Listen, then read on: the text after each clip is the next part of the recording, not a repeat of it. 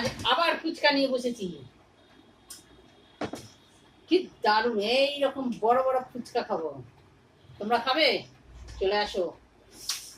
এই দেখো মচমচে হয়েছে একদম। আজকে ফুচকার আইটেমটা কি বলতো? ফুচকা রয়েছে, আর এই রয়েছে সবুজ তোমার লেবু দিয়ে, সবুজ হচ্ছে টক জলটা, আর রয়েছে এই দেখো চাটনি, এই দেখো টমেটোর চাটনি, সাথে ভুজিয়া নিয়েছি। আজকে একটু টেস্ট করব অন্যভাবে, বুঝেছো? এই হচ্ছে এইটা, সঙ্গে এইটা।